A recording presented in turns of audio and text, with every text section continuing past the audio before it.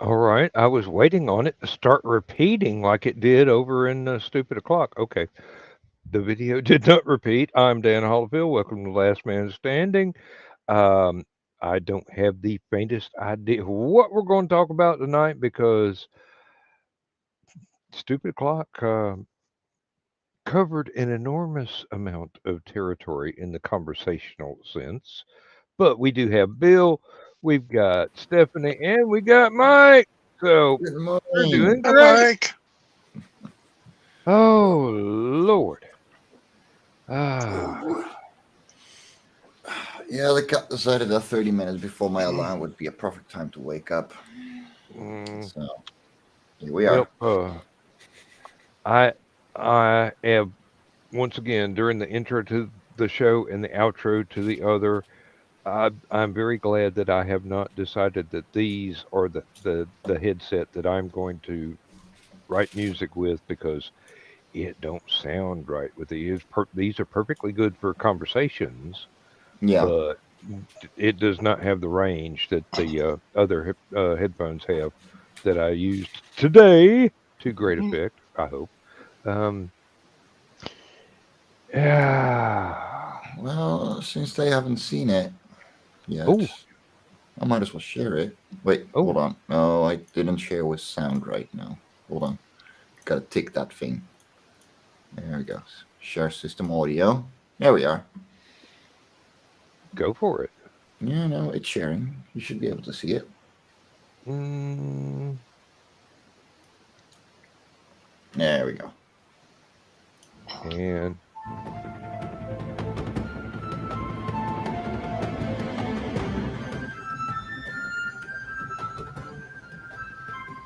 I love the hits.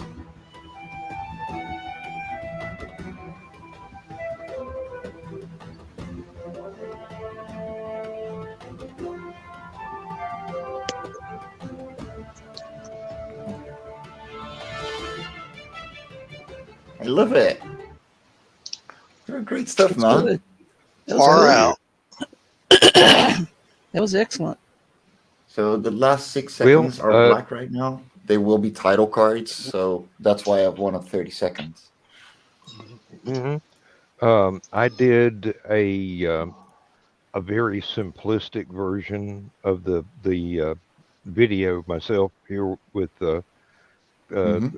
my very simplistic video editor, and I had to duplicate the end title card about 4 times, and I could not because the program is so simplistic. It wanted to fade from the end title Yeah. card to the next end title card over and over again, and it didn't look good, but I mean, it looked fine up until the screen was Life of Korra, Life of Korra, Life of Korra, Life of Oh, Korra over and over again. But it wouldn't let me add just a blank screen at the end. So I did the best that's I could weird. do, and it's nobody's ever going to. No, no, it's simple. It's simple video editing software. It's not So that. the one that It's I not that good. use Yeah. is called Shotcut, and it's simplistic. It's very easy to get around as well, but it's just a little above Windows Movie Maker, which is Hmm. enough for what I need as well. Well, that's exactly what I was using was Windows Movie Maker. Yeah, no, exactly. This is slightly above that. You know, you It, actually have a track to follow and everything like that. I used to work wonders with Pinnacle Video Spin, but they did an upgrade, and now half of the functionality is gone. Mm. So I hate using it. I've also got the Magic's video editor, and I paid full price for that, and that's got a steep learning curve to it, and Ooh. I have not climbed that mountain yet.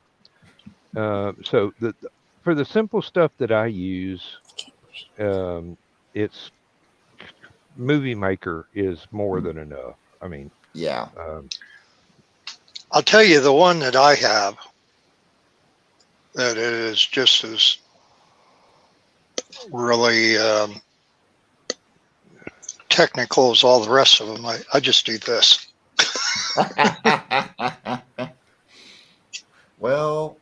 can show you my animation. I think that's how they started out filming Oh. Simon's Cat cartoons all the Well, time. Oh you've yeah. got to do the same number of drawings. It's just kind of more difficult to show it Little while, online little with the while, flip little book. while. Hmm. Oh, I've actually bought some Peanuts books, some of the more thicker ones that are like a big collection of several years, and they there for a while. I can't remember what Oh, company was yes. doing this. They were doing the little pictures of Snoopy that you could use it and make it into a flip book as you're reading along, or hmm or if you didn't want to read normally. And I had bought one when I was married, and my youngest daughter at the time, who was 4 going on 5, so she wasn't quite at the reading stage that her sister, who's 3 years older than her, was at the time. So the older sister, while she would go and read all the stories in there and stuff, Schultz did that. Jody, my youngest one, was always doing the little flip thing all the time. Mm, So it They're was something great. for both of them. yeah. Let's take a look at this link that Mike's put up there. There you go. So That's the. Oh yeah, I recognize the screen. So yeah. this is literally what I animate in. So these are all the loose cells. And yeah, there's like a ton of layers on the side. So hmm these files get big very fast. Yes. But Yes. so what I found, because I do them in parts, right? So this is just one part, and it's just the part of the planet, things moving around. But what I found, if I open the full intro, I think it's this one.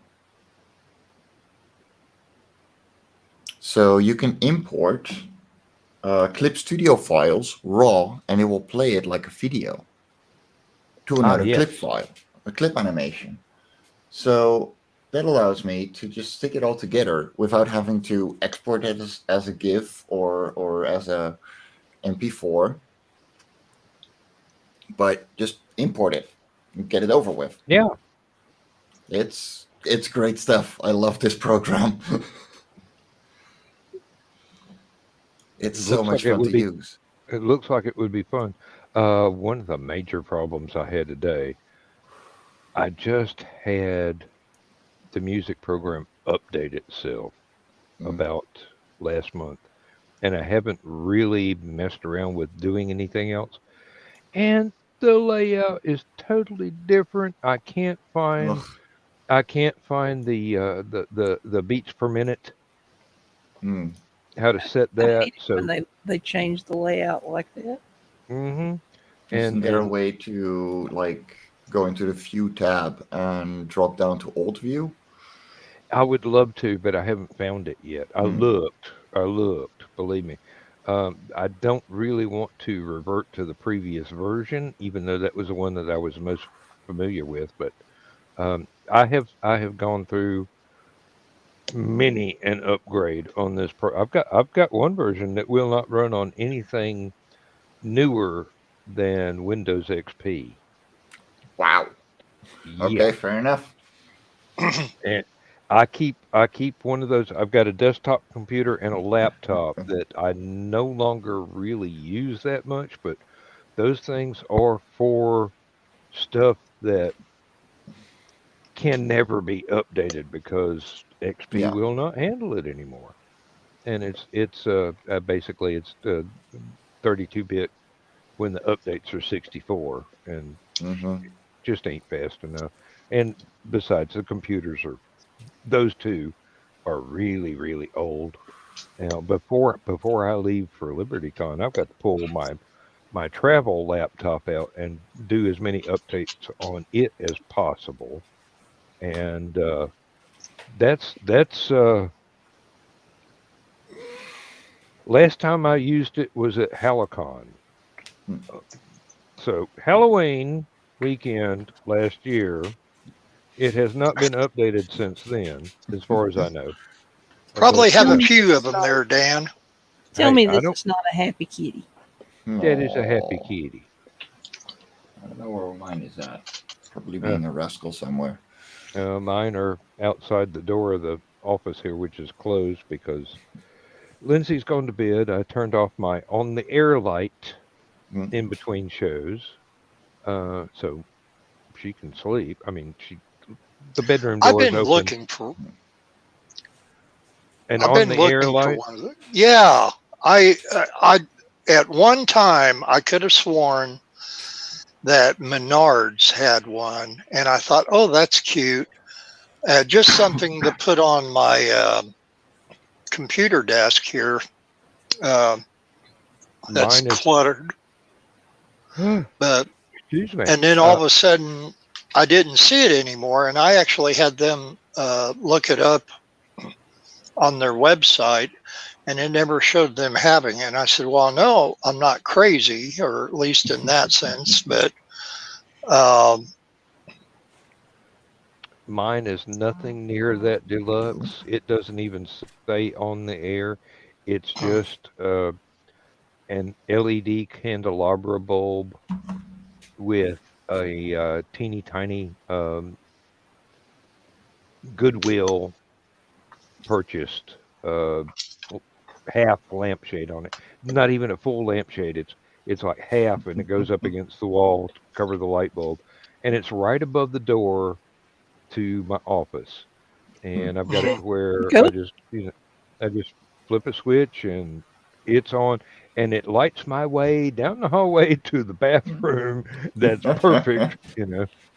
Check out th- Uh, Amazon. I'm looking at them all over the place on Amazon. Anywhere from are $20 you? up. Yeah, yep, What yep. was twenty the dollars Um, up. prices? Oh yeah. Well, the one that I saw was probably around $20-$25, and it was just about as big as this cigar box, maybe a itsy bitsy bit smaller. And it just said it had that retro on the air uh, graphic, and it plugged in and had a on and off switch. yep, Simple as that. And but yep. Mine looks like just a regular night light hanging in the hallway just above the door frame. It cost,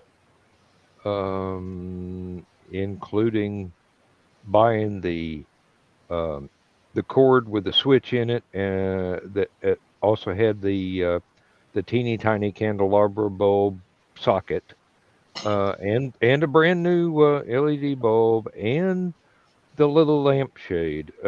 If I've got $5 in it, I'd be surprised. You know, it's yeah,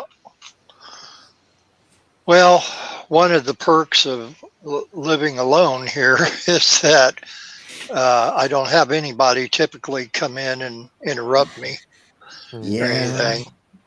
If same. if they do, they're going to be looking down the barrel of my 1911A Colt 45 because they shouldn't be in here, and I generally lock the doors and stuff. But I yeah, have more interruptions, like with the phone tonight, than anything else. it's not a point of view anybody in their right mind wants to be in.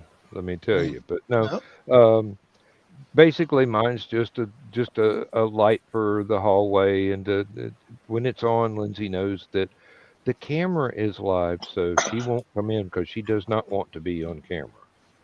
Yeah. So no, uh, I looked around back when we first started this 2 years and something months ago for stupid o'clock. I looked around for on the air light, and they weren't easily searchable. But now there's so many people doing live streaming stuff and Hmm. podcasts and things that I imagine the market is expanded a bit, and they are Kind of available. a no brainer. Hey, it would be nice. I don't really. I don't really need it. I mean, it would be cute. That's about it. You know, what I have is much more utilitarian.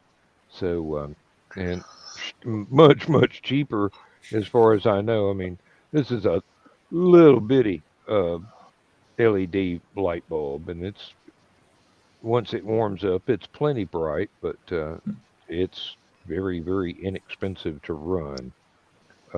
I think our electric bill when we switched the entire house over from compact fluorescents to LEDs, and Lindsay started um, timing using the major appliances after peak electrical hours.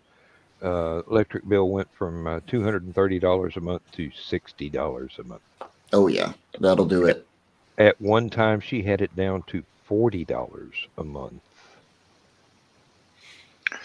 Yeah, my porch And then light summer is hit, and we had to LED. use the air conditioner. Yeah, I, every light in our house except for um, in the hallway for my bookcase, I've got an incandescent bulb, and in my closet, I've got an incandescent bulb because I've got to see book titles in the hallway, and I've got to see colors of the clothes that I'm picking out to wear to work in the morning. So, aside from those two light bulbs, everything is now LED, and Yeah, all of it's a mine are. tremendous savings. It's just I've stopped using incandescent bulbs about 12 years ago. I think it was Well, when. we actually do need one more in the wintertime in the well house to keep the pipes from freezing. And a Fair. heat lamp would do just as well, but it's hard to find a heat lamp that Well, isn't too big. I mean, and bigger than we need. compact fluorescents don't heat up. So, Well, Yeah. yeah. And just we've got we got a little light fixture out there, and run a drop cord in the wintertime, feed it in through mm, the seams in the roof of the well house, and keeps there's a lot of insulation in there as well, since I can get it basically for free for because I work in an insulation factory. I can file paperwork and go, hey, I need, you know, a few, just one bag, Hmm. and it will get approved, and I can bring a bag of insulation home and replace the stuff in the well house as needed. Um, but that would be the only three incandescent bulbs that we would need. I'm going to be very sad when we can no longer buy incandescent bulbs for those three uses.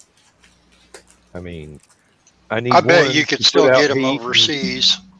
well, I'm not Hmm. overseas, so No, but what I'm saying is, you can order them off of Amazon or something. Probably, I bet they would still be available. I don't see it, them going away that soon. But actually, I now, have. when fluorescent bulbs first came out, and they were the curly Q little Hmm. pigtail bulbs, and that I would not use them. And I basically because they made if you put them in your fixtures in your house, they made your house look like a factory. It was just so Yeah.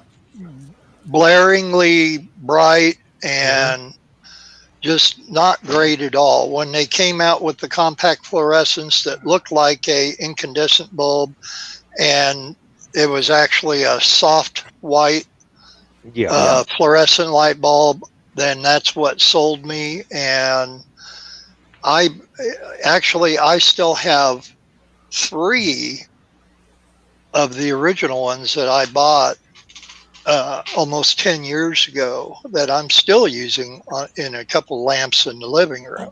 hmm And I mean, it's a no-brainer. And it's bright enough light. I buy the 40-watt bulbs. I don't go overkill on it or anything, and it's fine by me. And that my eyes over the years have gotten very sensitive to light anyway. When I go outside during the day, even if it's a somewhat cloudy day, I'm wearing sunglasses because of it. And it's probably from all the years when I ran around as a wild punk teenager, not wearing hats or sunglasses or sunblock or anything like that, you know. But now it's becoming a little bit more sensitive to me. Mhm. And the light on this lamp here and then the one across the room, they're all compact fluorescence, and it's fine. And now, of course, too, they're more affordable than what they were when they first came out. And that was the other reason why I didn't want to buy them back then. Yep. Well, the one I'm using in the studio right now, in the studio in my office right now, it is an LED bulb with a blue plastic cereal bowl stuck over it as a filter, so that the color correction is on there. And um, basically, that's the only light that I need. I've got another one, and I've got a fluorescent strip. It's an LED strip that all of them have the blue filters on them, but when I use more than just this one, everything gets washed out, no matter if it's got the filter on it or not. And I thought, well, why bother? I mean, this one proved to be able to do the job by itself. The green screen works perfectly well. Yeah. I don't need extra light on it. I mean, it hides the bookcase and the closet and everything else that's behind me, and it's just fine. Um, oh, we've got one LED bulb in the bathroom over the washer and dryer. That bulb has not been turned off in 15 years, and it's still going strong. I had a fluorescent ring light in a lamp, a pole lamp in the living room of my last three houses, that it did not ever get turned off, and it stayed on. I think I replaced it twice in 30 years. The last time I replaced it was with, I think it was 120 watt equivalent LED. Mhm.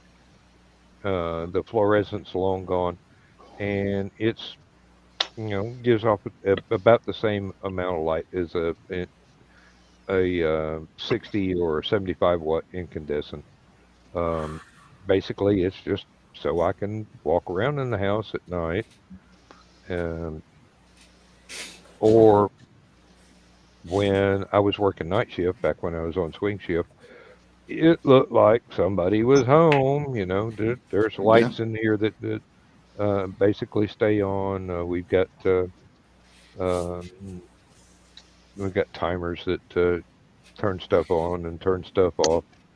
I don't even worry about them anymore. It's just the timers burn out before the light bulbs do. Well, you mentioned Yeah. your cereal bowl cover for yours. Now, I don't know Oh if I yeah. can show you mine, if I can get it turned correctly. Oh, crap. Nope, that's the microphone. Oh, there it is. Yeah. Okay. I don't know if you can see it. Is that like a Anyway. drawing board light? Yeah, basically, it's Mm-hmm. on a base. I got the microphone, of course, over here that is clamped to the side. It's just that this up here wasn't. This is a heavy base on there for that, and then, of course, this is why I can't draw on my on my desk, I'm a little because more I on have too MacGyver. many frickin' toys cluttering it up, and I will take care of that. at some All point. right. All But right. Let's see what we can do here. Um, This is my latest gadget. This is my ring light, and it clamps on to my laptop lid. Yeah, I And that's used to have a about ring light, but it started flickering really fast because it was a cheap one. But the arm is great, so I can screw my new webcam on it, and that'll do the trick for me. Whenever I'm doing draw streams. But I gotta start heading out because work is calling. Well, I gotta oh, prep a little, so it's gonna be one of those days. he's well. yeah. It's seeing the good to Mike see you. Jimmy signal in the sky. You gotta move furniture, sadly. But Oh, yeah. Come Well, on, old chum, it's time to go. all right, guys, it was wonderful speaking to you. Hopefully, I'll catch you Sunday. Well, my Sunday, Saturday night for you guys. mhm. Mhm. Yep. And Have a good yeah, day. I'm Don't gonna work try too my hard. best. Don't work too hard. Eat No breakfast. promises. And I have coffee. I'm fine. Yay. Oh, yeah. There we Man go. after my own heart. All is well. Exactly. As long as there's coffee involved, it's cool. All right. Stay awesome, lovelies. I'll catch you next time. Stephanie, Good night. when John was teasing you earlier about your glasses and the glare and that, I saw something earlier today on Amazon. I was scrolling through my Facebook newsfeed, and Big Brother Meta was showing me all these things from Amazon. And they had these wraparound kind of Geordie LaForge looking glasses that are actually neon glasses. You turn them on and they have all different colors that go around it. they're they're like about $20. And Uh, I thought that's what Stephanie needs, just not to say anybody about anything and then just come in there some night with those on. Yeah, but they don't have the prescription lenses. No, sadly not. But, hey, what do you need to see for? You can hear us. let's just see. Yep, you can tell there's glare on these, but Mhm. the worst part is the screen is now out of focus and I cannot see y'all. Well, I So, finally, in the course of my declutter, I found my computer glasses. I had these expressly made so that I could transfer notations from a book to the computer. So the top is computer distance viewing, and the bottom, they're graduated bifocals. The bottom is reading distance. So I can have a book right here or a galley proof and be able to transcribe as I go. So, but then the other glasses that you've been seeing me wearing, um,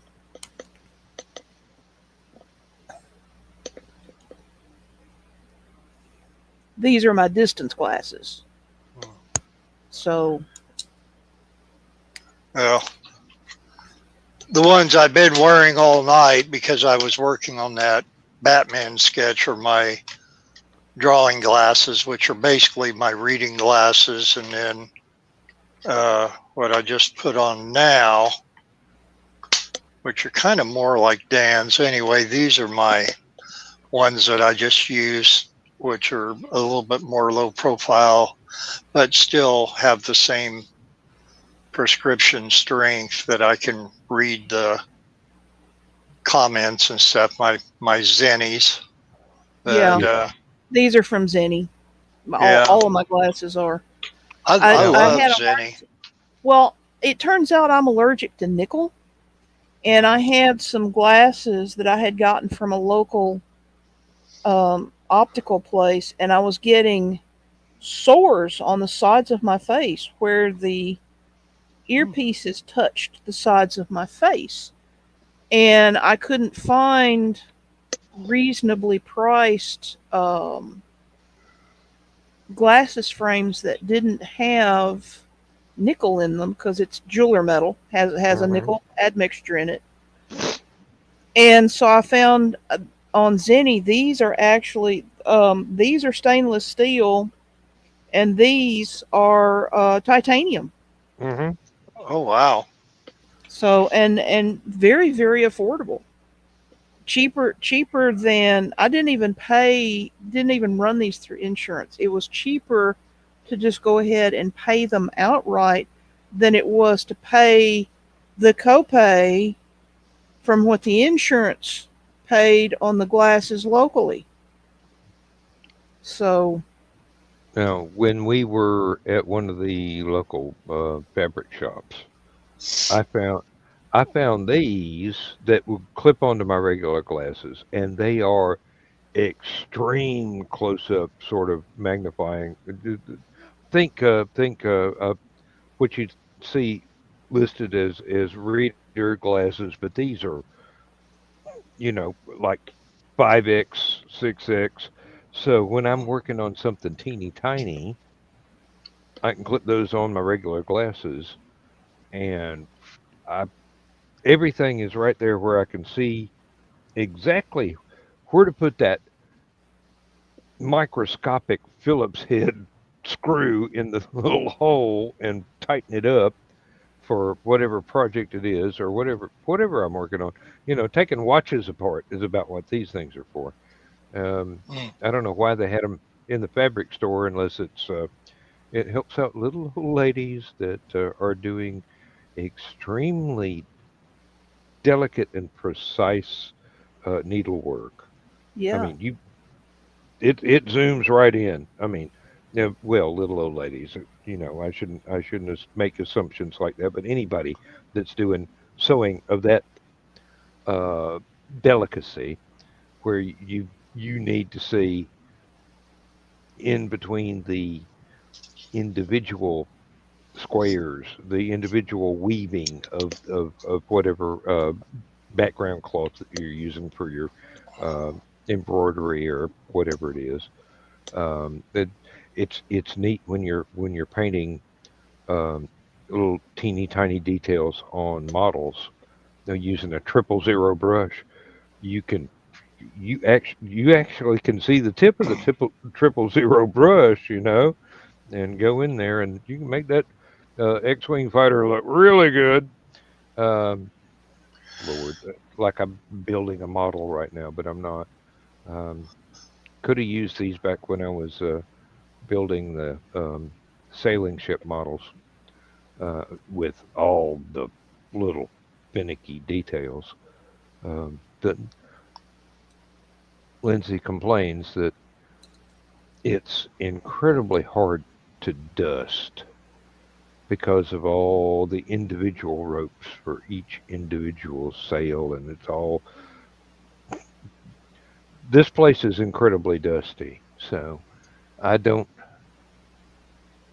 I wish she'd just let it sit and look like it was in a cocoon or something instead of painstakingly clean it up because it would take her hours and she doesn't need to be doing that just for something that's one of my little hobby things from decades ago.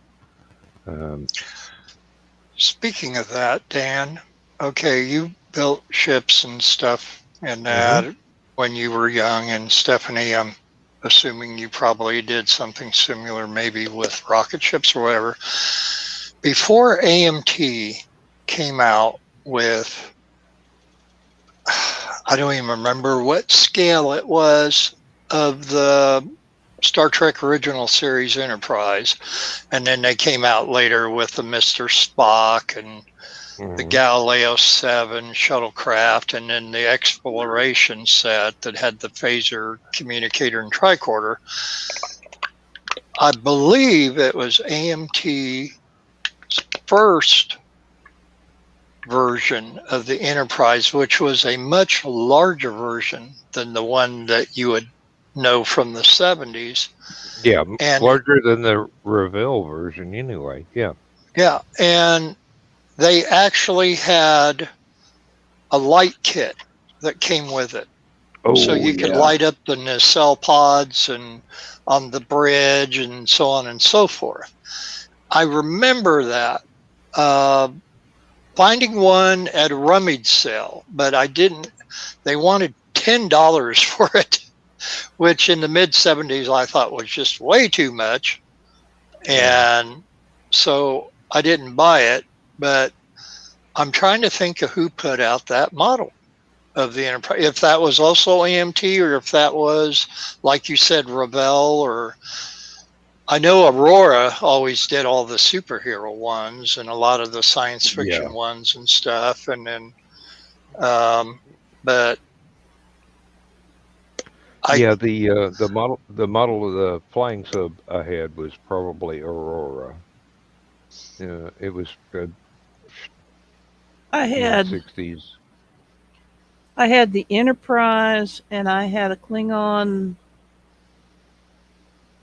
I think it was a battle Klingon bird. cruiser, or Yeah, well, and Romulan bird of prey, and it was Romulan. Yeah, and yeah. I took that, and I took them once I got them put together, and I used fishing line and hung them from opposite sides of my light fixture in my room, so that they Hmm. looked like they were in battle, you know, configuration. I And then I I think had the I think we all Galileo. did something similar. Yeah, and then I had the shuttlecraft, and I had the Spock, and I also had a fiber optic light that was designed like a tree. Hmm. Yeah, and so I set up a little diorama. Oh, cool. Yeah, Uh, and it does all the. Go ahead. I'll wait till you're done. and I set up a little diorama on top of my dresser, Mhm. with the tree, hanging over Spock fighting whatever the heck it was, and the Galileo sitting off in the corner waiting for him to get back to it. I think wasn't it some sort of three-headed serpent or something he was aiming Something, his yeah, phaser at? Yeah. yeah, coming out of a hole in the ground, I think. Oh, Or and another one, and I It did was a have this critic. one too, um, which was I thought was my favorite AMT Star Trek related model kit was the Enterprise bridge that showed the whole yes, yes, interior, Hmm. and it had Kirk, Spock, Sulu. I don't know if they had Uhura or not. I'm thinking they had Scotty, but there was maybe it was McCoy even. I'm not sure. But oh, I love that one. But yeah. this guy I had the here, bridge, but I don't remember any characters coming with it. yeah, they were little plastic ones. Kirk sat in the command chair, and Spock stood there with his arms behind his back. I could probably look it up and find it, I but don't I don't think I don't think mine had that, because I would have for sure set up all kinds of interesting stuff if it had. Hmm. Now you mentioned the little fiber optic lamp that looked like a tree. Uh huh. One of Did my you have one friends. too? Oh, I had three or four. Okay. One of my friends from high school was big into models, and he realized that he could decapitate the tree and use each little fiber optic strand mhm. to make individual lights on his little models. And he discovered that if you poke a little bit of it through, glue it on the inside, and take a pair of fingernail clippers and snip it at the surface of the model, Flush with the and surface. you Yeah. can put it to individual light sources with different colored lights, even have it blink on and off, or you could, if you were really, I started to say enterprising, if you were really smart, you could actually get the little base unit from the lamp and partially disassemble that and have the lights change color constantly as the base part of the lamp. But you would have this fiber optic cable going a little distance off from the model and all of it going into it. and he didn't like that. So he built just um, I think it was um red, green, blue, and white. Just a little not even LEDs, but little Christmas tree lights that the fiber optics would be the inside end of it would be, and it was inside his model. I mean, this guy was really good. So he'd switch it on, and they'd have these lights, and um, occasionally he'd switch it so one of the light bulbs would actually blink. So the navigation lights would be blinking, and the porthole lights would be white and be steady and things like that. But he actually did special effects for a couple of amateur movies back when we were in college. So Cool. now he's Dan, a pharmacist, but in the chat, I don't know if you can put that up on the screen. I got two pictures that I put in the chat. One is of the front cover of the box for the Enterprise bridge set, and then the other is a close-up of the interior of it being built. And actually, it's looking here like they not only have Kirk, Spock, O'Hara, McCoy, and Sulu, and possibly Chekhov, because there's two sitting in front of Kirk, and I'm trying to. Well, actually, one of them is Sulu, but the other one has blonde hair. So it no. might have been pre-Chekhov days.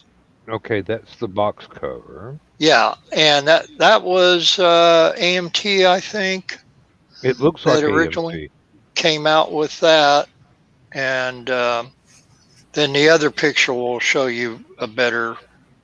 But it was such a wonderful kit, absolutely wonderful, and very accurate too. That's one thing I loved about AMT when they did all the Star Trek stuff. But yeah, that other picture will show you a better view of what the actual model looked like. There you But go. Yep. oh yeah, there you Oh go. wow. Yeah, mine Include didn't look anything like that. No. yeah, including the that's red doors. that's one of the old school ones. Yeah. Mm. hmm I Now the later ones were about it's like three-quarters of that in wraparound bridge, Yeah. and the figures were not included. yeah, this is 1/35th scale.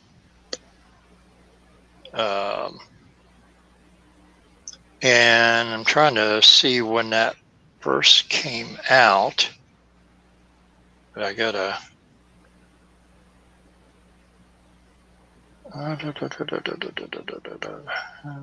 Command bridge.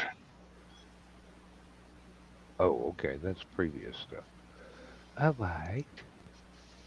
I know it was early to mid 70s, and I'm trying to think. And they did they put one out again in 91 when AMT and Ertl kind of combined. Mm-hmm. And then again in 2013 No, they didn't through, call it AM Turtle. Go away, little boy. yeah.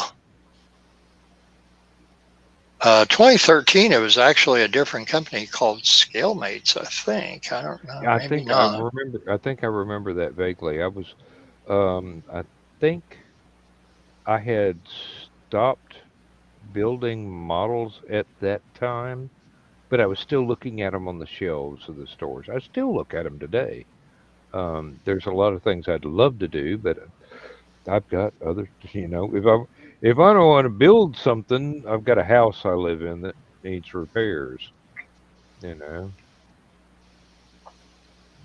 get the big boy skill saw out. Yeah, 14.5 inches by 3.5 inches by 10 inches. And this one that they're selling today through the AMT store is actually a metal model kit. Wow. Yeah, and $29.59, so that's very reasonable. The last one that Um, tempted me was a model of the Liberator from Blake 7, and it was not teeny tiny. It was, about the same size as the Enterprise models that we grew up with, and it was freaking expensive. We're talking almost $130, and I went, a little too rich for my blood. Somebody will love it though. Um, Still kind of wish that I had gone ahead and done that because I had disposable income at the time. I was young. Um, I was working lots of overtime. Um, this was even before I'd bought the house. So, I was buying $100 worth of paperback books and records and magazines every month, every week. Excuse me, not every month. Um, and still being able to stay caught up on my bills and everything. I was single. I was young. Um, it's probably even before I got into garage band stuff. I was having to look through paper catalogs to find these things. There was no internet. Horror of horrors. Um, 1975 was the year that the bridge set came out. mhm. Right? That That makes was that makes perfect sense. And I bet somebody came up with a um, greeting card thick paper version, just yeah. paper that Well, see, what I wanted to people do bought. was to put a light kit in there, which would, for something of, what did I say, 1/35th scale, it would have to be like a grain of wheat style light or something Hmm. of that nature. But the one thing, when you looked at that second photo that I had you put up there, the outsides, there, it was nothing. It was like looking at the back of something that had nothing. Hmm. And I thought they could have done more with it. And I remember a friend of mine, what he wanted to do, and I don't think he was ever able to do it, was to actually take this outer top part, which, sorry, I'm not up on the technical names for it. And he wanted to produce one to put over his bridge kit. So you Hmm. could look down into it and everything would be all lit up with the little blinking lights and everything. And which would be so cool that, you know, that would require a lot of money for somebody who was 11, 12 years old in 1975 or 13, as I would Hmm. think I was 13 then, but Well, or would have been.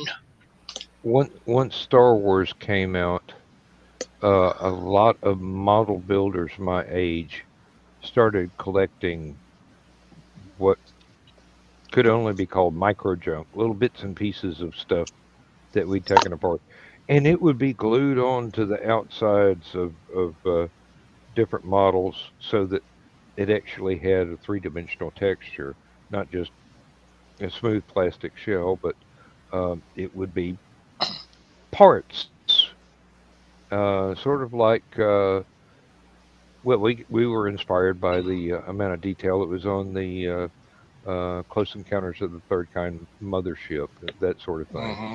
and you could even run different colors of uh, plastic coated wire and whatnot, and the little aluminum tubes and little bits and pieces of the plastic stirring straws and things like that. If you had the right glue that didn't melt it, you could throw all this extra detail in there that never existed in the model, and make it look just um, Hollywoodish. But Hmm. I have seen some people that have done some amazing stuff with different watch parts and taking apart bits and pieces of electronic junk and Hmm. snippets of wire and all this other stuff, and it looked fantastic. Um, but we were young and innocent then, and it was fun. So we did Well, I have a what we question wanted to for do. both of you about science fiction model kits and stuff. Last night, um, well, I went to Meyer to do some grocery shopping and that, and they were going through this big remodel. So everything was all turned around, and where I thought I was headed to the grocery section, I ended up in the sounded video. There ain't no groceries over here. Where's my lactose free milk? Doggone you. But I ended What? up finding a copy of ET, which of course it turned 40th anniversaries this year. But it was a 2 DVD set that had a whole bunch of extras and deleted scenes and all that. And I got it for less than $5. It was like Hey, $4 and something. So it was a no-brainer. So I'm watching it last night and kind of decompressing from the day's activities and that, which I had a very busy day, and I got to thinking the ET's uh, spaceship. I don't of all the ET stuff that was out in the early '80s. I mean, we got bombarded with ET stuff. My friend was hmm just punch drunk about ET, and he started collecting everything from it. And I collected nothing, but I still liked the movie a lot. But I'm wondering, did they ever come out with a model kit or a die cast or something of that ship? And if not, why not? That would have been obvious thing to do with everything else they came out with. I I'm not don't remember remembering it. ever seeing one. And why not? I would say probably because it would have been more expensive to develop the model than they could actually sell it for. Well, it was a Um, very cool ship. I oh remember yeah, that for what you definitely. saw of it. Um, Well, I like don't, the one from I Closing. don't believe I've ever seen a model of it. And the It'd model be from, like the one from Close Encounters. You would say no, but that movie didn't go in the direction that appealed to kids more than like what ET did. well, yeah, um, I mean, for a ET given was basically a kids movie. for a So, given for a given value of kids, seeing as how I was in college when both of those came out, I was overjoyed by seeing both of them. Yeah, yeah, along I was out of along high with school many for a couple of others. years. Um, But and Drew Barrymore was so cute back then. By golly. she's still cute. Well, she still is, yes, and she's perky and got that positive attitude. I don't typically watch her show, but every once in a while, because I'm generally not home, um, I have other matters to attend to. But on the rare occasion when I am and I'm flipping the channels, I will leave it on there for a little bit. Mm, I didn't even know she had a show. We've been without broadcast TV or even cable or satellite for About quite a 8 or 10 number of years years now. now. Yeah, Yeah, yeah. It's we called we Drew. turned It's an afternoon show. we turned all that stuff off, and we do the streaming stuff now, and we don't have very many of those. Um Netflix. Uh, Do you there's a get any Roku. local channels from your area? There's a Roku hooked up to the TV in the living room, and Lindsay watches whatever she wants to watch on that. It would I don't. be CBS um, affiliate, whatever your local CBS affiliate would be down there. Uh, you just click onto that one, and then it's on like at 2 or 3 o'clock in the afternoon Central Time. No, But when we turned off the satellite dish and I could no longer get Cartoon Network and Boomerang and BBC America, I don't really watch TV. mm, Um, I've got a CW app on the computer so that I can watch the superhero comic book shows. I don't even watch And those anymore. They're too much like soap operas to me. yeah, And I really like Superman and Lois there when it first came out. But well, I will watch that, and I'll watch different movies and things on Netflix, and I will watch Disney Plus is the most recent thing that we bought into because of the Beatles retrospective movie. Lindsay wanted to see that, and that gave me excuse to be able to watch Mandalorian and Boba Fett and a bunch of other things that I was not going to spend the money for, but baby wanted Beatles. We got the and it's affordable.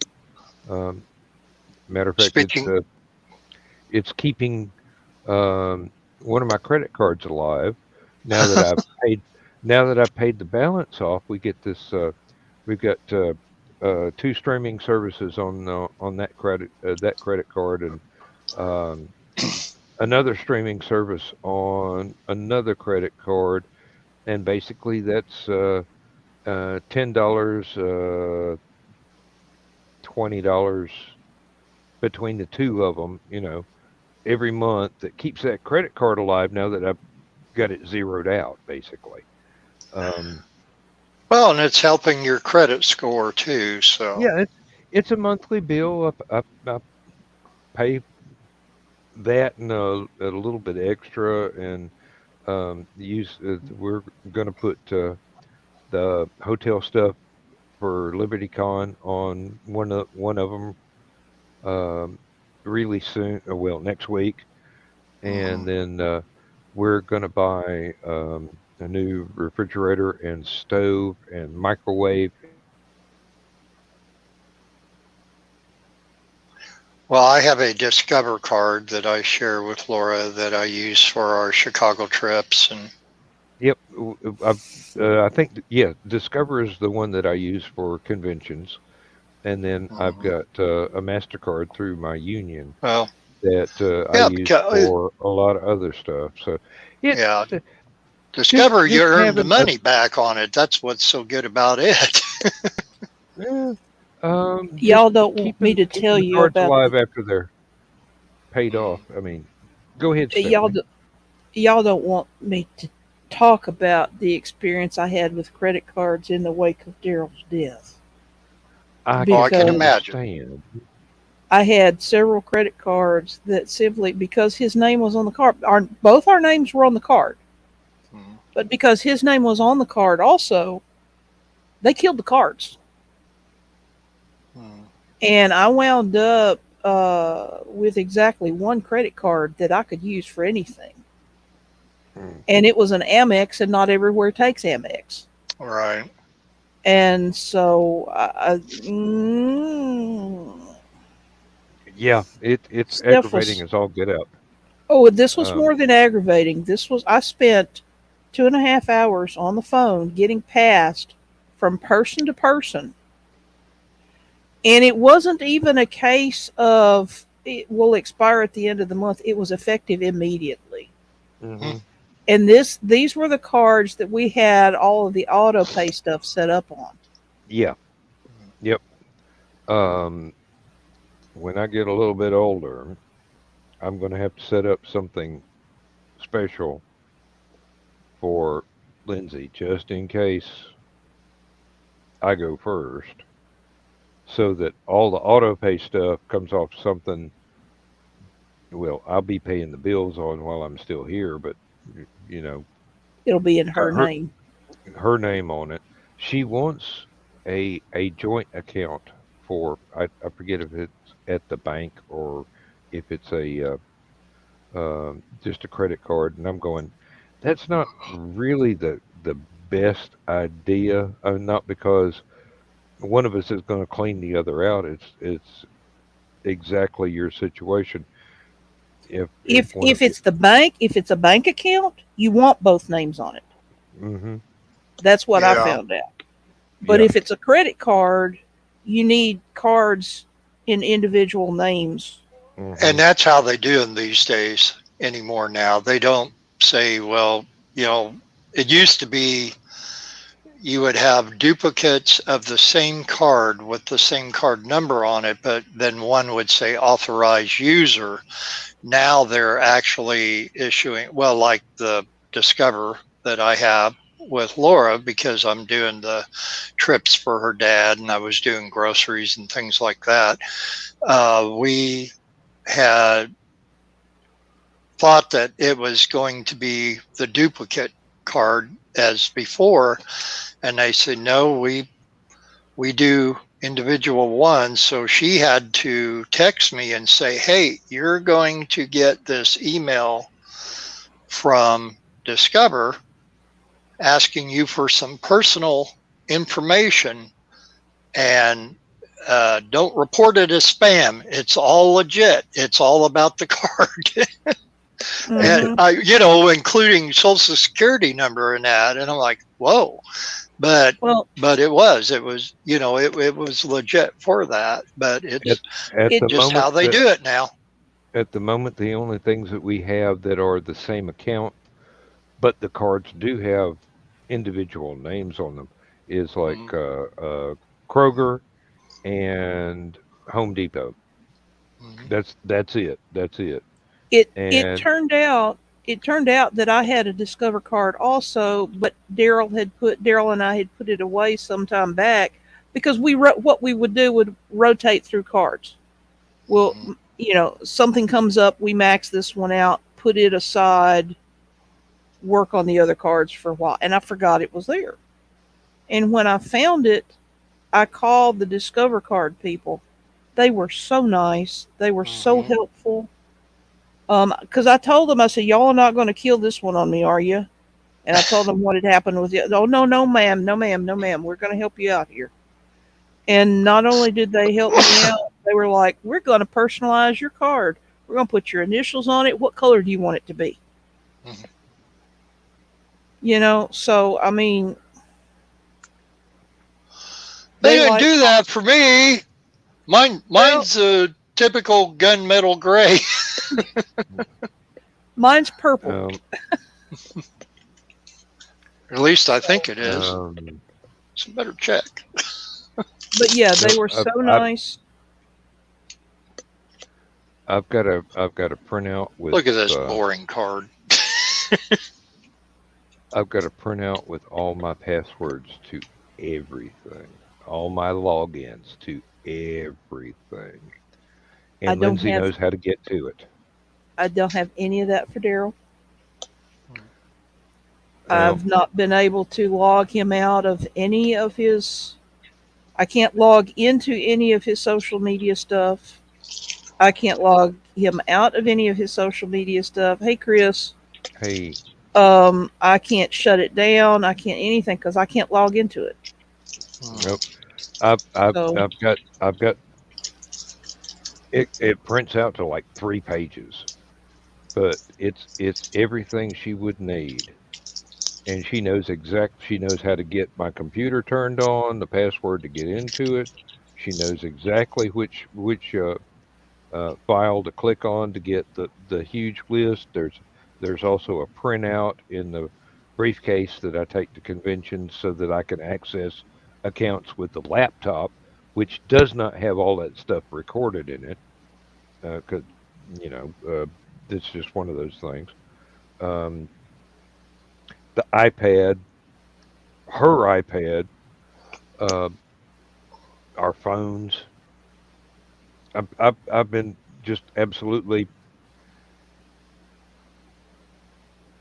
nitpicky about getting everything Right. down to where if something happens, I mean, that car wreck in 2007, she almost lost me. And she's been reminding me of that ever since. And I we've have just been, given myself a stress headache. oh, please don't. Please don't. Too late. I'll be all right. Uh, Okay. My prescription, hold a kitty cat in your lap and pet him vigorously. He's already done that. He's taken off someplace. I don't know where he went. Well, give He off got his stress vibes, quota. he'll come back.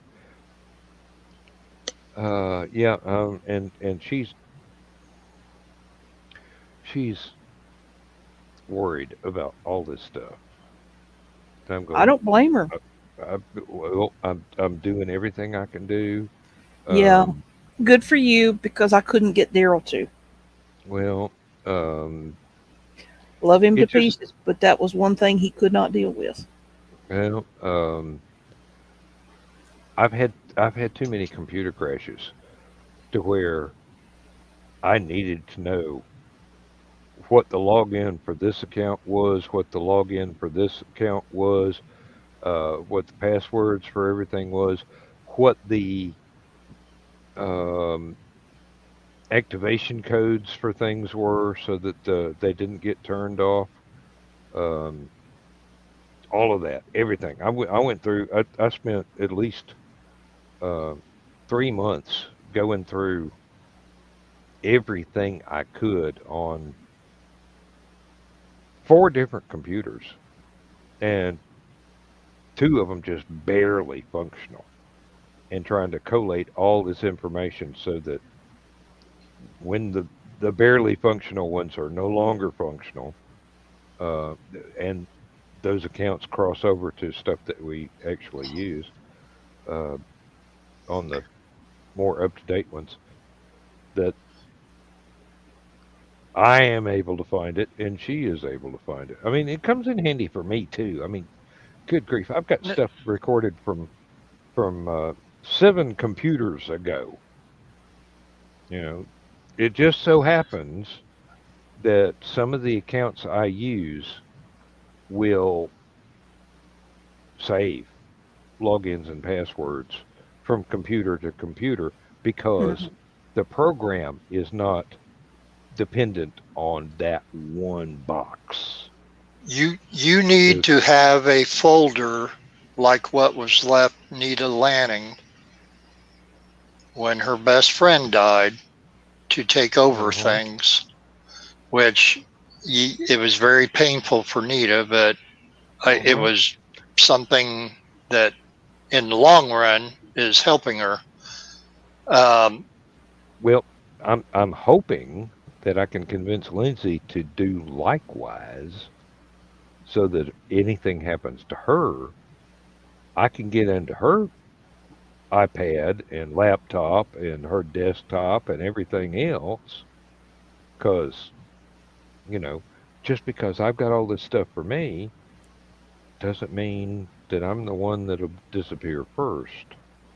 You know, this has got to work both ways. But she's she's looking at it as a acknowledgement of mortality, and she's not ready to make that acknowledgement yet. So, you I know, think that was Daryl's problem. Yeah. hmm the thing um, is if you can get them on board, um, and I'm speaking more to you, Dan, on this one, obviously, but to say, look, um, this is going to make things better for you if I do die first, that there's a plan of attack, that hmm it's not going to be as shocking as it would be as if something happened, God forbid, and then all of a sudden she's like, oh my God, what do I do? I don't know about a lot of these things, or what, so I guess it's how you present it. to your spouse. And Stephanie, I'm reading something right now on Mashable.com where Facebook in 2015 did they announced a press release that users would be able to name a legacy contact or a person responsible for managing your account after you die, which means that you can memorialize the account and download all the account's data, and you can even delete yeah, it. and I've been trying to get it memorialized, and we can't Without read. all those passwords, you can't do it. Well, I can, but so Well, far they've balked because um the death certificate scan I had wasn't high quality enough for them to read it. So I got my lawyer to actually scan it. So I sent that, and they just never responded. And they haven't done anything with it. And he's got an Instagram account, and he's got several other accounts that, I mean, I've never heard of. Some of these are germane to performing artists. I've never heard of some of these social media. Um, there's one that you actually, in order to log in, you actually have to have a picture of the person holding their ID to log into the account. And I'm like, how in the name of common sense am I ever going to do anything with that? Because I can't even tell them, I can't even access it to tell them that he's dead. They do make it difficult sometimes. I I just remember. sent this article in the Stupid O'Clock Okay. Yeah, that'll be Messenger, and helpful. That'll I'm be helpful to a lot of continuing to people. look for other things here. I had a situation arise when my second wife passed away. She had a DUI at the time, and I got a phone call from her probation officer demanding that I pay the rest of her fees for the DUI. And basically, I'm going, I can send you a death certificate, but her debts are not my debts, so I don't owe you any money. And they threatened to take me to court and all this. And I go, okay, well, I'm going to call my lawyer and we'll see what he says about this. We've got all this stuff, and it's only been a month since the funeral, so I don't want to deal with it. I'm just going to throw money at him and let him deal with it. And the probation officer, as soon as I said the word lawyer, stopped yapping Yeah. and realized that I was not a frightened little boy. And then kind of did some basic research into the records they had and found out no, this guy is experienced and has a lawyer on call because of other events in the past. I mean, I was going to call the same folks that helped me get my insurance and everything settled out when the drunk driver pulled out in front of my motorcycle while I was still single. Before I'd ever met the second wife, and all of that. And uh, in this in this county that I was living in at the time, this guy's name is one you wanted to drop when you wanted people to stop bothering you. Mm-hmm. Yeah. I Gotcha. mean, uh, basically, this was one of those names. Um, uh,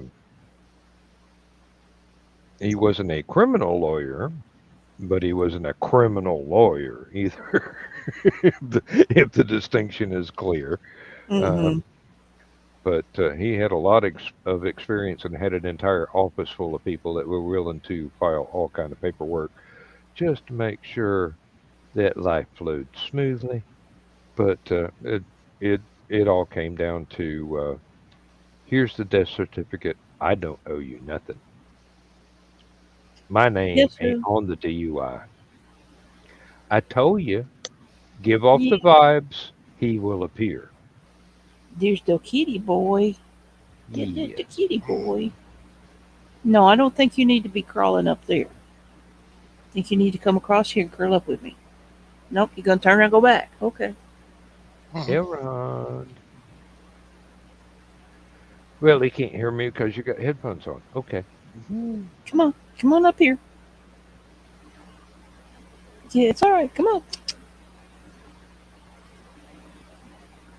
Actually, here's another one I'm going to share in the Stupid O'Clock page from window 411 that where you can actually speak with somebody to help you too. Okay. And I'll put that That's in good. there.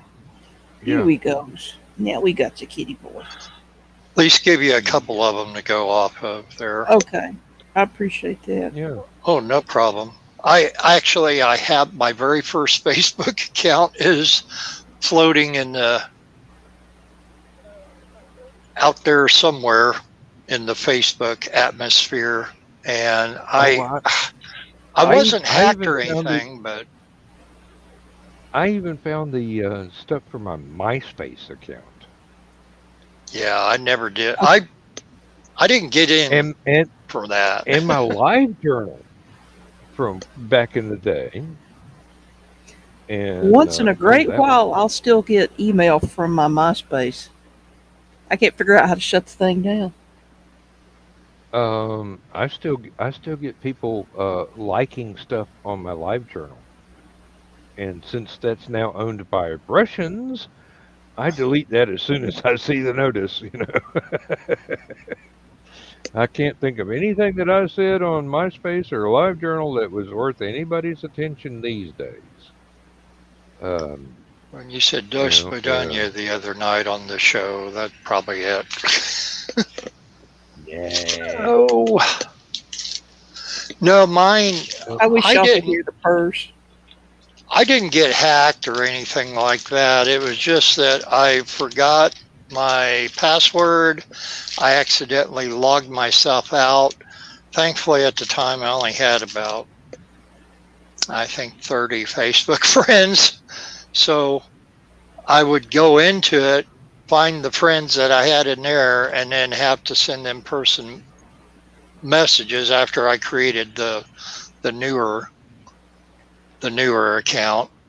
But Lindsay and I both have friends that have like anywhere from 3 to 2 dozen Facebook accounts because I do they too. never write down a password. And as soon as they can't remember it, they just go ahead and create another account. And I'm going, "Mm, Well, now pistols are cheap."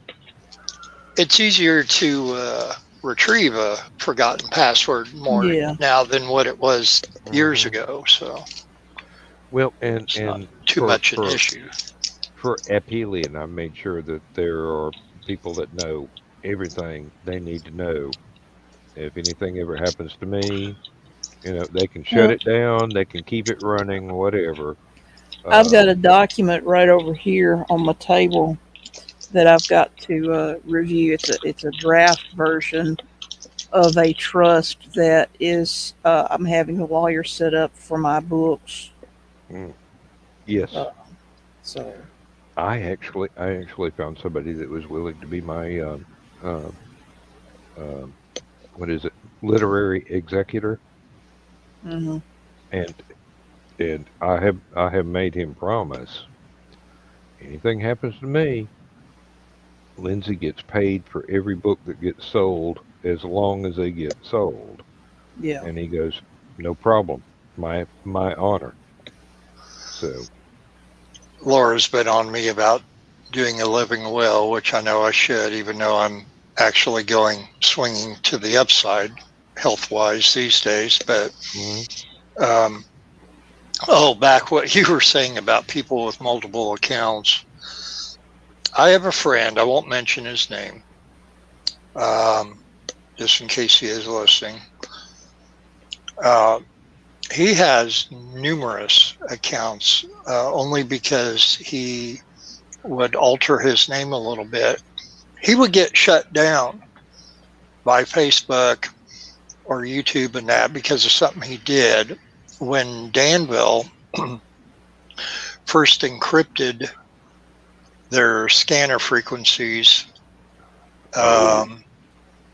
for police and fire department. Mm-hmm.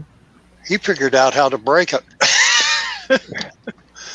And this is the kind of thing he does. He's a really great at building computers, and he loves to stir the coals on certain things. Uh-huh. I've got some Considering friends like that too. Oh yes. politics and everything else. So he's constantly getting Stephanie and I put have in. friends in common that are like that. Yes. Yeah. Mhm. So you know the kind of person I'm talking about, and Oh, yes. and whenever his birthday comes up, I always tell him, I'm going to say happy birthday on one of your Facebooks, and I don't, because see, he never shuts down the other accounts, just in Mhm. case he gets yanked off of Mhm. the one that he's currently using the most. Yep. Yeah. And those do come in handy if you are opinionated and And vocal. not He subtle. is, especially during this last presidential election. He was I'm very opinionated. I'm opinionated. I just don't vocalize it. Yeah. Mhm. I generally keep them myself and let you know, if you want to talk to me about it, I'll talk to you about it. I have a good friend of mine who is very the opposite of beliefs that I am. We grew up together, and we can constructively have a, I guess what I refer to as an argumentative conversation, where we're not calling each other names or anything, but we're whatever we're talking about, you know, You're who'd you debating. like better, Kirk or Debate. Spock, you know, or what, you know, we can go into great detail where it sounds like, oh my God, he's tearing him apart. They must hate each other. And no, we're very good friends. Mhm. It's what we do, because both of us know that no matter what each one of us says or posts, even though I don't post anything like that anymore, the other one knows not to take it personally. Mhm. Yeah, but that's the kind of understanding between friends that is really vital to Yeah. Mhm. have. You know, um, there are people that I can sit down and talk about stuff, and they don't have the slightest problem with me having what's to them outlandish and bizarre opinions on this, that, and the other thing. And I cut them some slack because they kind of diametrically opposed to my opinions as well. So, and it's not slagging each other off, but when we do it in person, you'd think we were just about this close to throwing down. I'm not saying high noon at Tombstone, but there have been people that have witnessed lively, energetic discussions that thought we were about to get in a fight.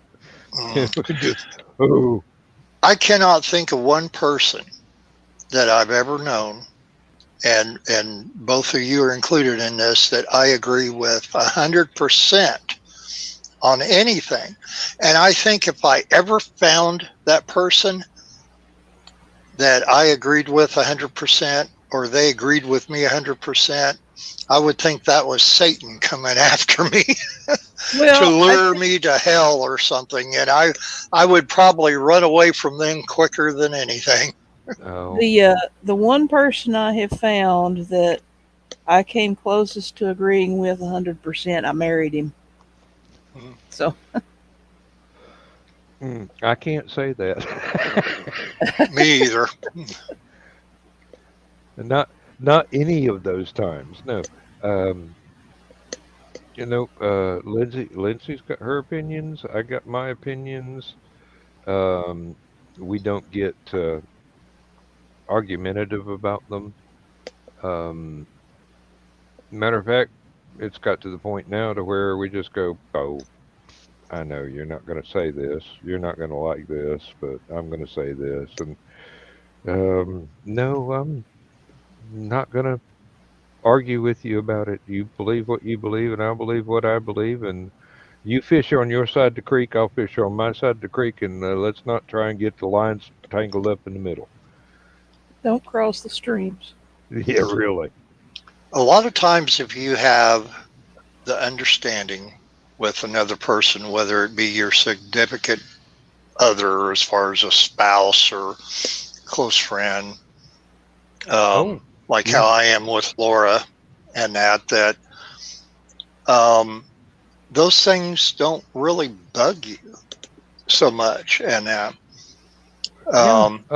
I remember the My first best time that friend. Laura ever called me a dork was because I'm like, why is she calling me a dork? And I wasn't too sure how to take it, but it was just more of a Have term you of endearment, I think, on ha- her part, have you because inventoried your toys lately? no, you know what, she don't even mention them per se. I think now that the two things that she's my biggest cheerleader on, besides me getting more healthy and losing weight and all this crap, are of course my art, and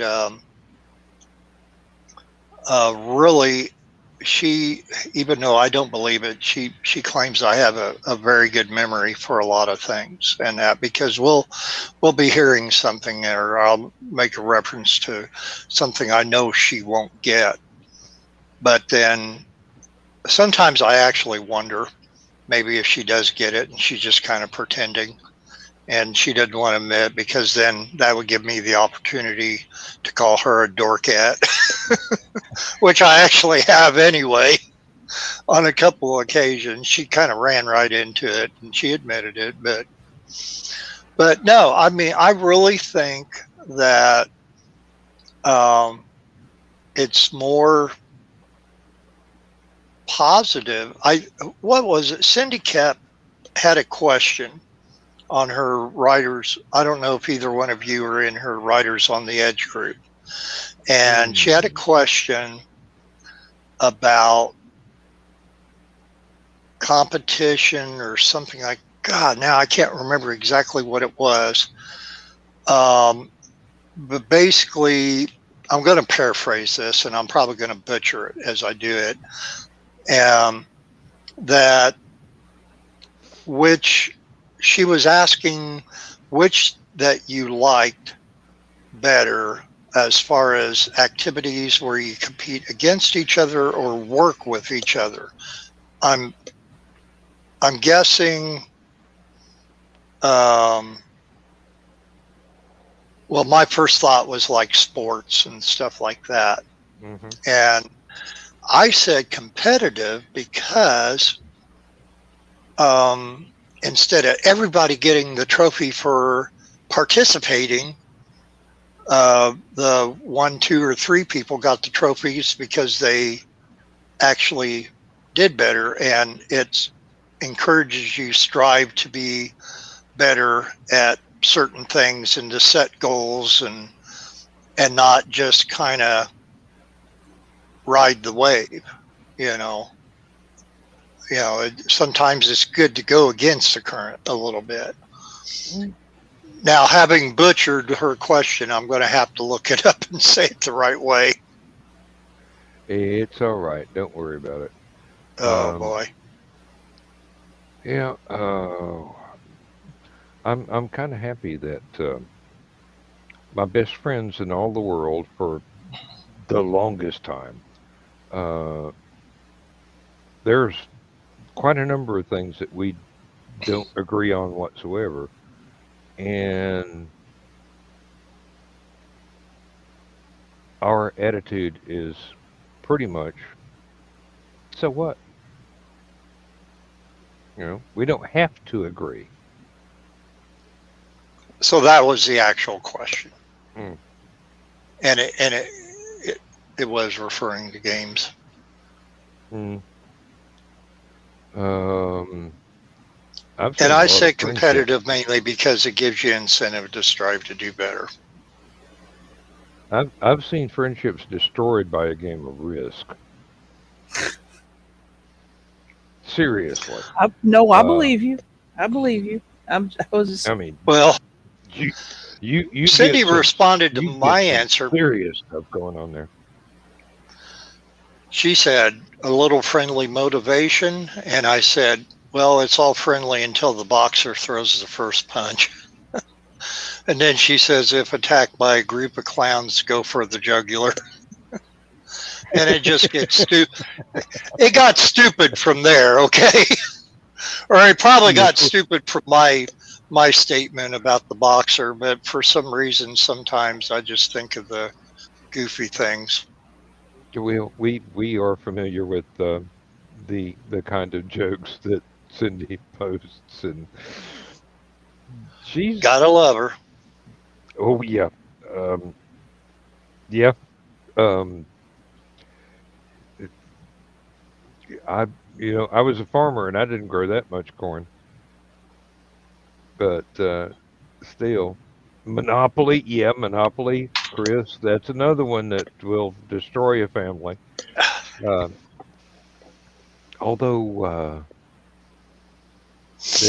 there was one time when we were kids, my brother and my sister and I were playing Monopoly, and they they uh, they told me I had to be the banker, and I didn't I didn't realize that I couldn't use the bank's money for my personal purchases.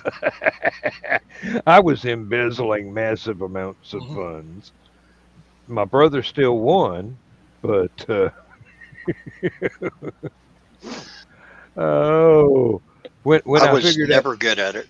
when I was old enough to figure out what I did wrong, I swore never again. You ain't handing me that box. No, no, no, no. Somebody else has got to be the bank from now on. Somebody responsible, because clearly I wasn't at that time. Uh, I usually played blindfolded because I just am talking about when I was a kid and not a teenager or later on when I got a chance to learn a few things about Monopoly. It just when I was a kid, I just didn't really care. And so therefore I wasn't good at the game. But later as a teenager, I had a couple friends that might as well have been embezzlers or looked like they were going to be slated to head that direction. And I did learn a few tricks from them, but hey, you challenged me in Chutes and Ladders, man. I'm a demon at that. oh, Or Hi Ho the Cheerio. Or I had some friends in college that tried to teach me how to play uh, gin rummy. I do believe it was. And they got mad because I didn't understand how to bid correctly, and I'd guess that I might get two or three, three or four, and wind up with 15, and they go, Dan. You know, I'm going. I don't understand the game. Um, Draw poker, blackjack. Yep, I understand the rules to that one. To yeah, those two. I not gonna win, but I understand the rules. But you get some of the complicated things that they might as well be Fizbin for all I'm concerned. The only board game I still own is my 1975 copy of the $6 Million Man game, and it is I complete. I still have my round table risk game that includes Antarctica and the oceans as playable Mm. territory. I wanted to send my version of that to Milton Bradley and see if they would you know, put me on retainer or something, or just give me a royalty check and tell me to fribble off to the Privilofts. But I never did. Um, darn thing, the table itself is like 3 feet in diameter, and it is hand drawn from several atlases that my family owned. Big, big books. I mean, you're talking 2 by 3 feet, poster size pages, and I just on a whim I drew in Antarctica and divided it up into each of the little different territories, and I arbitrarily divided up the oceans into different territories and made extra cards to go with the game. You um, had to have 2 boxes worth of risk pieces to be able to play, and it was usually about 6 people that were playing at a time. But it was really easy to accidentally form an alliance with another player and kind of whittle down the playing field a bit, Mm. and people got upset. And then it wound up with the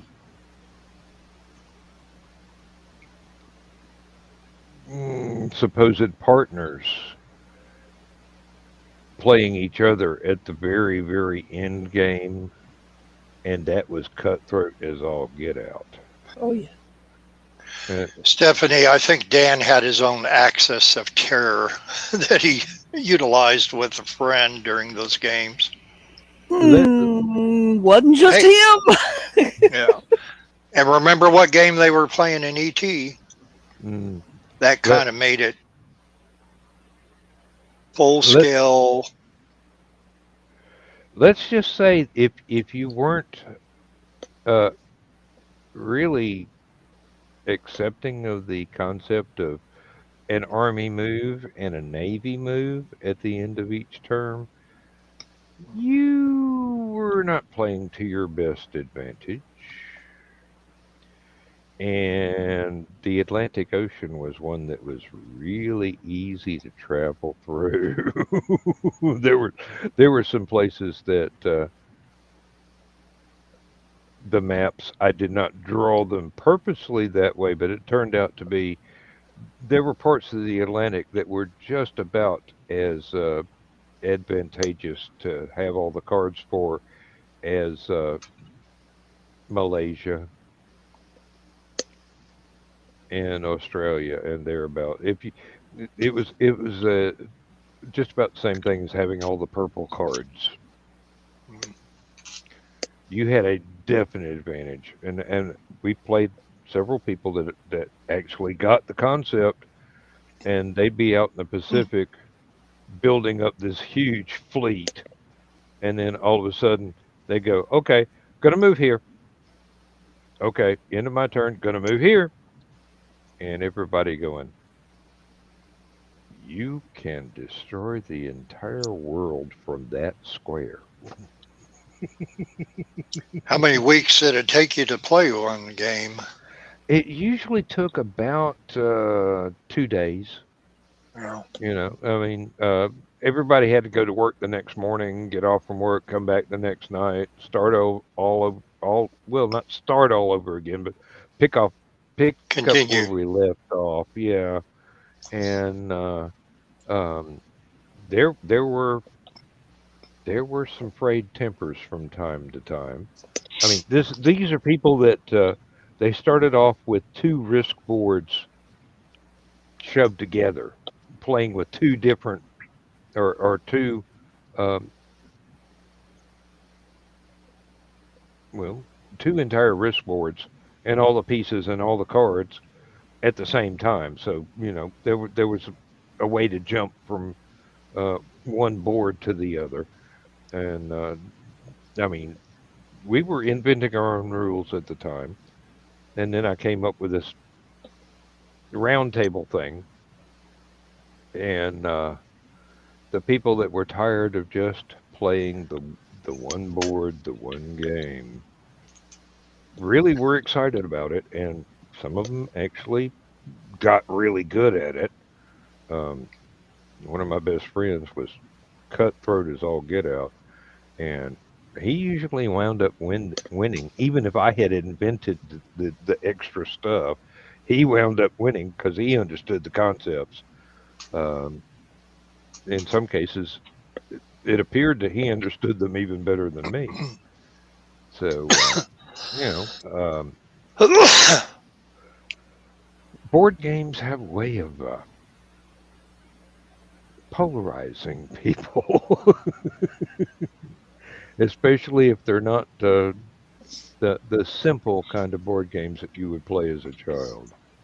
I think that's the reason why I didn't get into Dungeons and Dragons and a lot of those role-playing games back in the day, Oh, because boy. it just took too freaking long. I mean, the only games I ever played with dice would be out on the playground in school that I ended up getting a detention for a week because I swindled a ton of money out of about 4 or 5 kids. But as far as I like board games, I really liked them. And of course, in the 80s, probably one of the most popular ones was Trivial Pursuit at the Hmm. time then. And then it's something that you didn't have to be a geek or didn't have to be super intelligent about this or that or whatever, or you just had to have some sort of knowledge about uh, TV and pop culture or whatever, things of that nature. Uh-huh. And then that just became more inclusive to a lot of people. I enjoyed that. And then, of course, they had to, of course, the only flaw in Trivial Pursuit was that you had to keep having all the special editions and different things because they were learning it quickly, even if they didn't Hmm. know uh, Esther Roll's uh, first television role prior to Good Times. Well, they would find it out when they would hear somebody else answer to whatever, and then of course they would just remember Yep. it or something, Yep. Yep. whatever it was. Chris, I think I don't know that I've ever played Stratego, but from my understanding of it, it's like Risk Light, Mm. basically. Um, it's not as complicated. It's probably more fun and probably less hurt feelings along the way. Um, as far Clue as was always a good one. yeah, yeah. Well, Uh, Especially since I like Sherlock Holmes and all that type of sleuthing. That that was fun in a campy way. You know. yep. Let's see. When I was a kid, there were board games of Password. That was always fun. I mean, seriously, that was fun for me. Um, and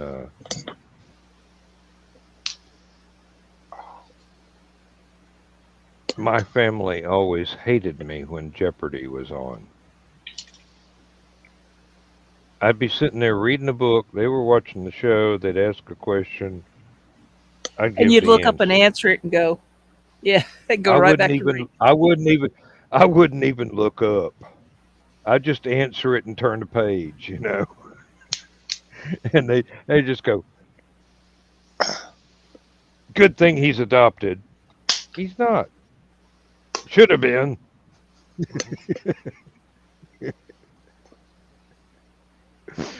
Oh, it takes after your side of the family. No, yours.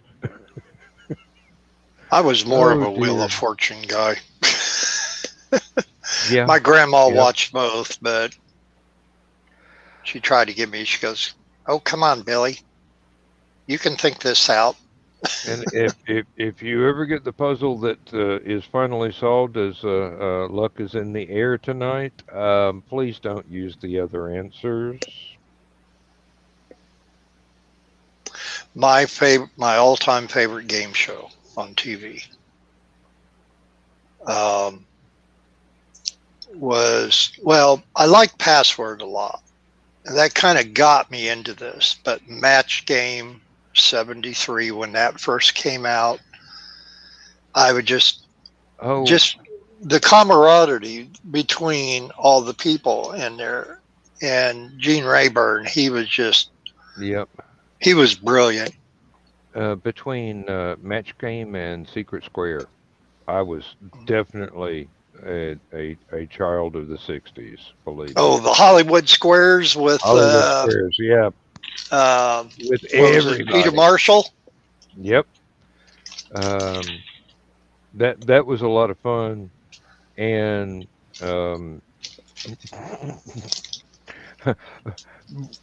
I borderline. watched No, no, that no. I just to wouldn't. I won't watch. even. I won't even call it borderline. You ask Paul Lynn the question, you're gonna get some Mhm. answers. I was going to say I watched that just to watch Paul Lynn's response about things. Mhm. Hey, And there was one Jonathan question. Jonathan Winters was equally as adept at um, double entendre. There was But, one question that Peter Marshall asked, and it went to Paul Lynn, of course. And I can't remember the question, but Paul Lynn just kind of did that look, and he just busted up, started laughing, and he could not answer the question. He couldn't give his little snarky answers that would crack everybody else up. It was whatever he was, and this went on whatever for he like was 5 or 6 minutes. I'm sure thinking. it's on YouTube somewhere.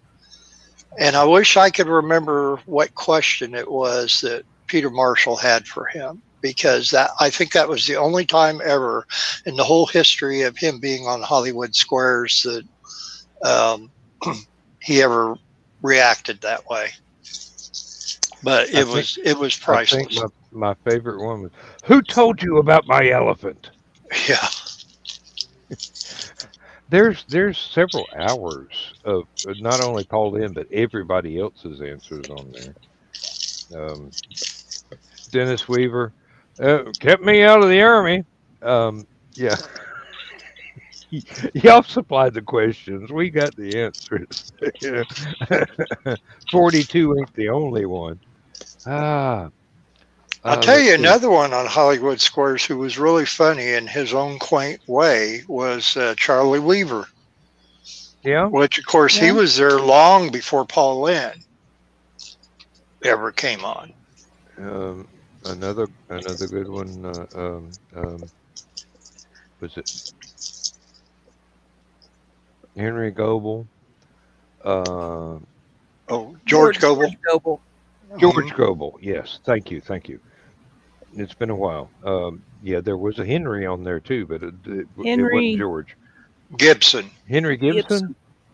from Yes, Lafayette. from Laugh In. Yep.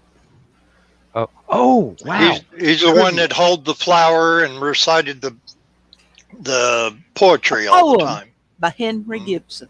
Hmm. Hmm. Here is trivia. I do believe Henry Gibson, under a different name, was an actor in the uh, 1950s. Uh, it- I don't remember which series it was. It was either Space Cadet or not Space Academy. Um, one of those things that was loosely based on Heinlein's uh, Juvenilia. But there were Tom Corbett, Space Cadet, that sort of thing.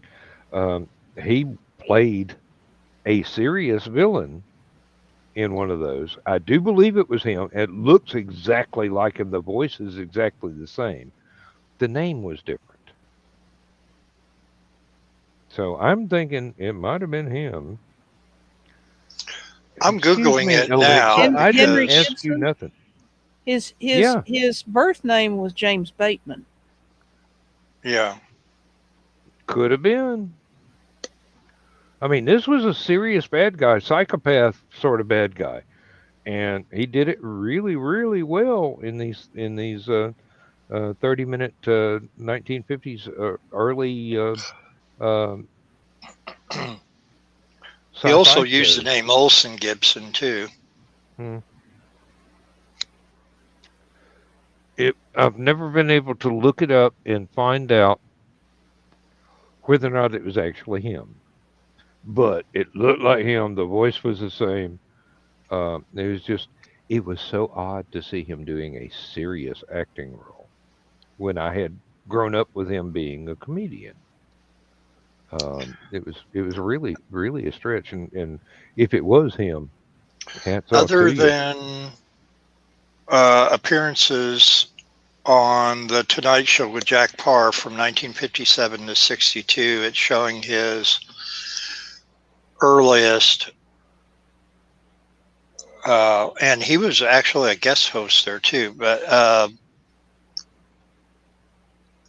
his earliest film appearance was in The Nutty Professor in 63, but I'm looking for television other than Yeah, well, Laughing.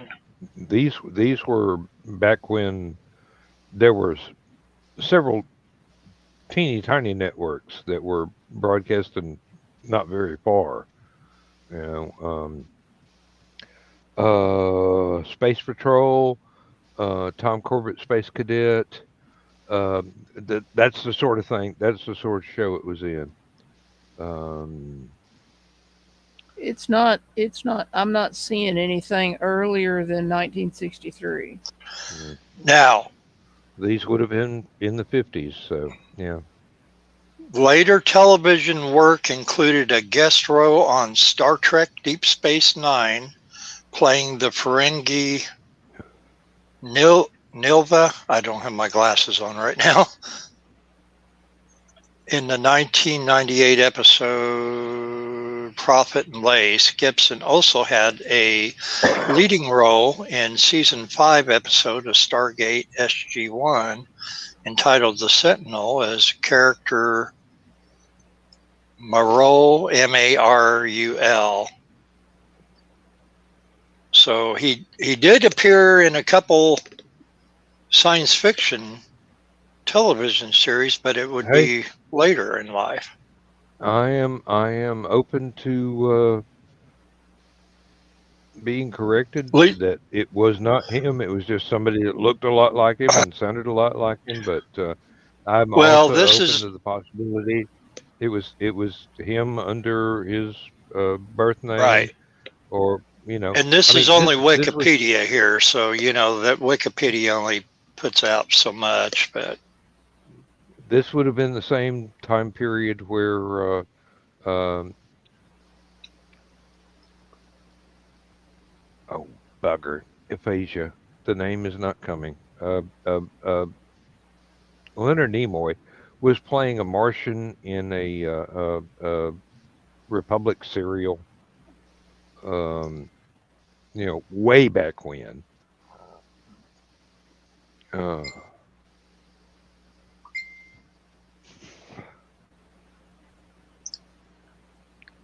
4 minutes and and counting. yeah, well, I mean, we're we've covered another deep ocean of topics, and topic drift is becoming one of those things that we do really, really well. But Long as we have our life preservers on, we can drift long as you want to. no, nope. I've got my alarm clock goes off in 5 hours, and Ouch. I've got to go to work. I've got a busy day tomorrow. Now, So, you were saying something about LibertyCon, and I know they said that's going to be on Father's Day weekend. And coincidentally, that was going to be the weekend that I would not be able to do the Saturday night show because hey, right now we're planning another mowing trip on that mhm. weekend. On that I'm, probably I'm that Sunday, unless Laura doesn't want me and her dad to go off on a little trip most on of us, Father's Day. most of us will be in Chattanooga Mhm. from the 16th to the 20th. Not yeah. everybody, but most of us. But that entire Mhm. weekend, and then we have no idea whether or not Yeah. we're going to be able to do shows from Well, Thursday through Saturday. You I know, know I, I can't do it. I know I can't do it Saturday because I've got to be. I'm on the Mad Scientist panel, so I'll be there, and I can't be in the show. I need to look at the schedule for Thursday, but I don't think I'm going to get in time. no, I yeah. really, and I'm sitting here going, I don't know what the laptop will do. You know, there won't be any green screen. It'll be a hotel room behind me, if Hmm. if we even try. I don't Yeah. know. And Uh, every on Thursday, everybody will be tired from the drive. On Saturday, everybody will be looking for room parties that Yeah. isn't in a panel mm, like Stephanie.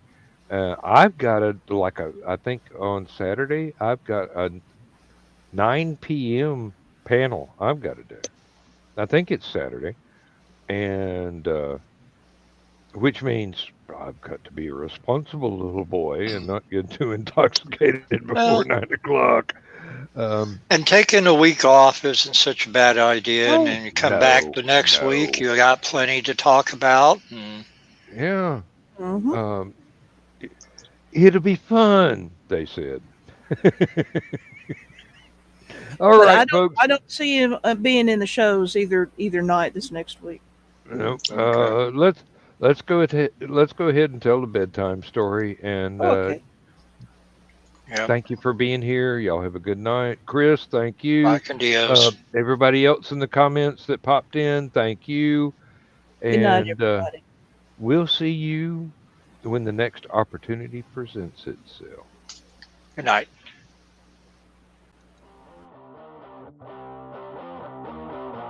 Transmission overload. System will shut down.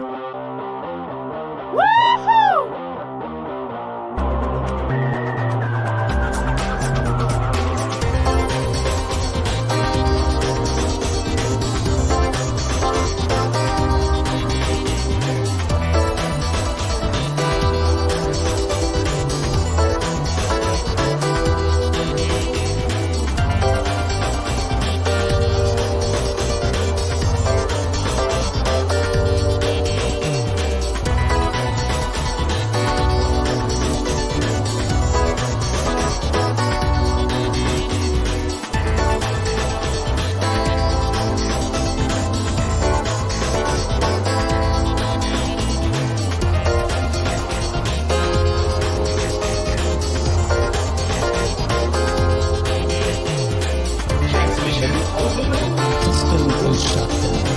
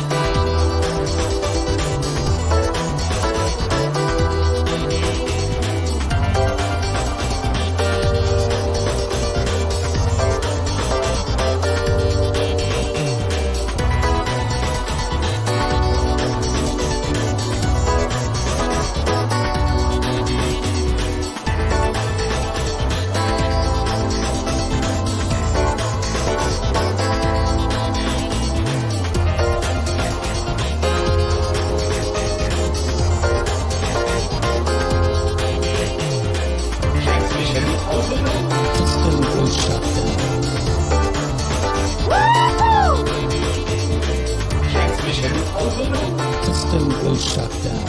System will shut down. System will shut down.